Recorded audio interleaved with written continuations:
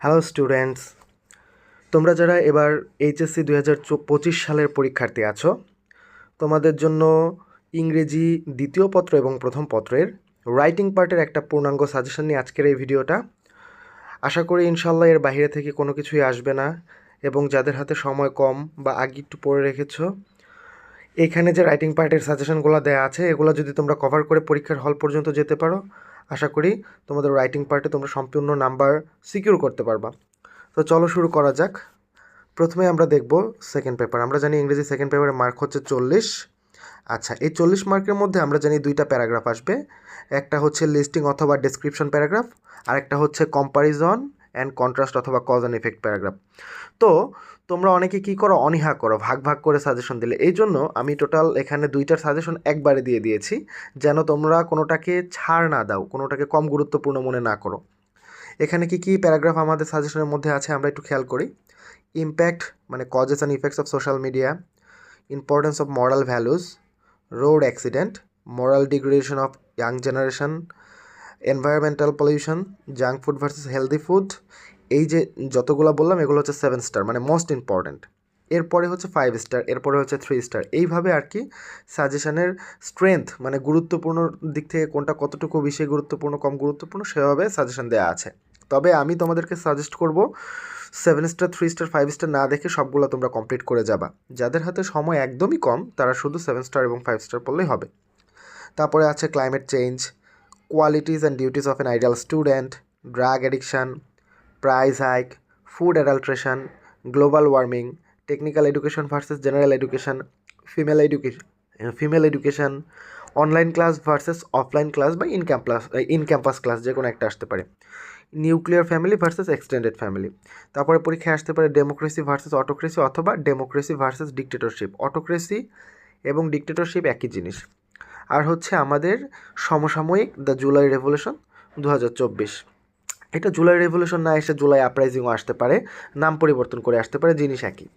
আচ্ছা, এরপরে আমাদের আসে ফর্মাল লেটার। ফর্মাল লেটার দুইভাবে পরীক্ষায় আসে, হয় অ্যাপ্লিকেশান আসে অথবা কমপ্লেন লেটার আসে। অ্যাপ্লিকেশনের মধ্যে আমরা আমাদের গত বছর ঢাকা বোর্ডে অ্যাপ্লিকেশন এসেছিল, এই বছর কমপ্লেন লেটার আসার একটা সম্ভাবনা তৈরি হয়েছে, আসতেও পারে। তবে আমরা কোনোটাকেই ছাড় দিব না, আমরা অ্যাপ্লিকেশনও পড়ব, কমপ্লেন লেটারও পড়ব। তো অ্যাপ্লিকেশনের মধ্যে কোন কোন অ্যাপ্লিকেশন তোমাদেরকে পড়তে হবে? মাল্টিমিডিয়া ফ্যাসিলিটিস, এস্টাবলিশিং এ ডেবিটিং ক্লাব, তারপরে হচ্ছে ওই যে প্রোভাইডিং এ সাউন্ড সিস্টেম অথবা সলভিং সাউন্ড সিস্টেম প্রবলেম, তারপরে হচ্ছে computer lab facilities, increasing library facilities, safe drinking water in campus, relief goods for the flood affected people, permission for arranging study tour, measures against outsiders in campus মানে বহিরাগতদের বিপক্ষে একটা measure পদক্ষেপ নেওয়া, arranging some extra classes. এগুলো ছিল application. Complain letter বা অভিযোগপত্রের মধ্যে কোনগুলো আসতে পারে আমরা দেখি। Anti social activities, insufficient water supply, repairing damage road অথবা ব্রিজ, ফ্রিকুয়েন্ট পাওয়ার ফেলিওর বা load shedding, about mosquito menace, step against extortionists মানে হচ্ছে চাঁদাবাজ যারা আছে তাদের বিপক্ষে ব্যবস্থা নেওয়া। আচ্ছা, এটা তো গেল আমাদের সেকেন্ড পেপারের সাজেশন। এই সেকেন্ড পেপারের সাজেশন ছাড়াও আমরা ফার্স্ট পেপারের সাজেশনগুলো দেখে নিই। ফার্স্ট পেপারেও 40 মার্ক। এখানে কী কী থাকবে দেখো। গ্রাফ অ্যান্ড চার্টে থাকবে 15। গ্রাফ অ্যান্ড চার্ট কীভাবে ফ্রি হ্যান্ডে লিখতে হয় আমাদের ইউটিউবে ভিডিও আছে, তোমরা দেখে নিতে পারো।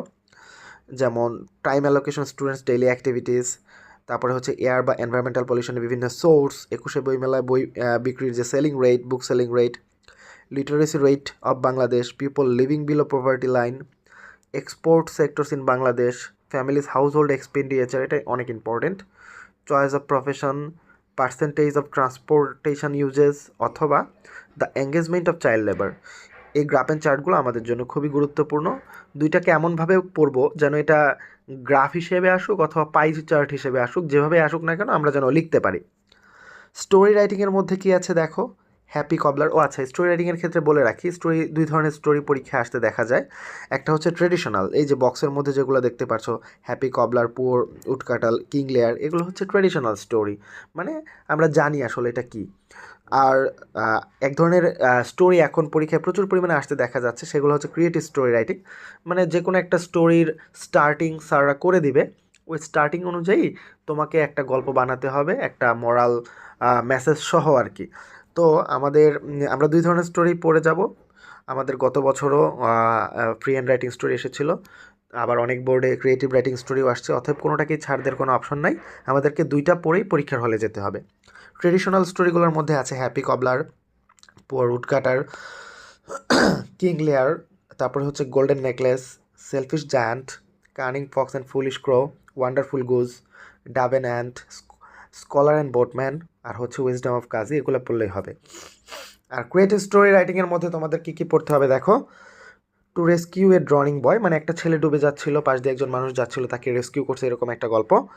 পারুল is a poor girl whose parents were landless, পারুলের বাবা মা ল্যান্ডলেস ছিল।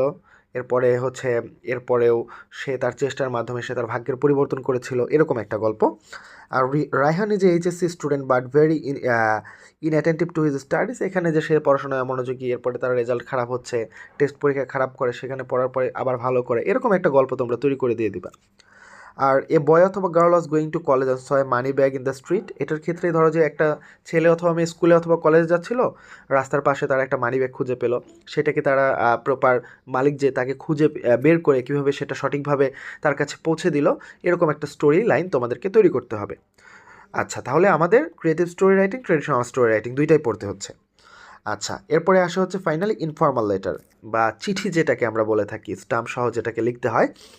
তো সেগুলো আমরা দেখি কি কি আসতে পারে informal letter. Advising not to spend much time on Facebook, ফেসবুকে যেন অনেক সময় না দেয়, এটা নিয়ে অ্যাডভাইস করা।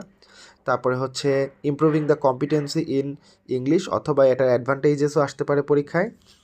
ন্যারেটিং সেনিক বিউটি অফ বাংলাদেশ, এটা আসতে পারে যে বাংলাদেশের সৌন্দর্য ব্যাখ্যা করো, অথবা নির্দিষ্ট বাংলাদেশের একটা প্লেসকেও নির্দেশ করে পরীক্ষা আসতে পারে, যেমন বলতে পারে সুন্দরবনের সৌন্দর্য ব্যাখ্যা করো, কুয়াকাটার সৌন্দর্য ব্যাখ্যা করো, হ্যাঁ, বা বাংলাদেশের কোনো হেরিটেজ যেমন ষাট গম্বুজ মসজিদ, সোনারগাঁও, এগুলো নিয়ে আসতে পারে। Importance of outdoor games and sports, benefits of reading news paper, not adapting unfair means in exam, মানে হচ্ছে পরীক্ষার হলে অসাধু উপায় অবলম্বন না করা বা নকল না করা।